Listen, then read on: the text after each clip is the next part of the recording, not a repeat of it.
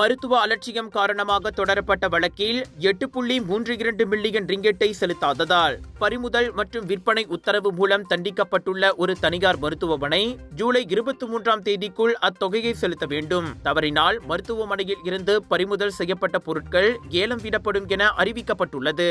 Selangor பாங்கியில் உள்ள அந்த இஸ்லாம் அஸ்ஸாரா மருத்துவமனை மெடிக் சர்க்கிள் சென்டரியான் பெர்ஹாட் நிறுவனத்திற்கு சொந்தமானதாகும்.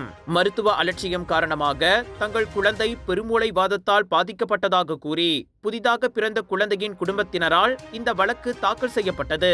மருத்துவமனையில் அலட்சியமான மகப்பேறு சேவைகளின் விளைவாக 2003ஆம் ஆண்டு தங்கள் குழந்தை 26 வாரங்களிலேயே குறைப்பிரசவத்தில் பிறந்ததாக குடும்பத்தினர் வழக்கு மனுவில் குறிப்பிட்டிருந்தனர்.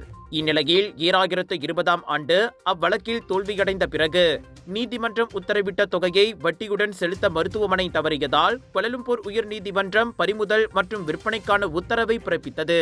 இதையடுத்து மருத்துவமனையின் உபகரணங்கள் சீல் வைக்கப்பட்டுள்ளன.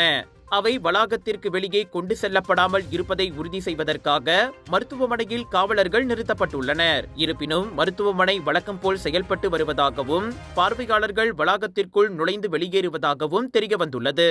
இது சுகாதார அமைச்சின் கவனத்திற்கு சென்றிருப்பதாகவும் கூறப்படுகிறது.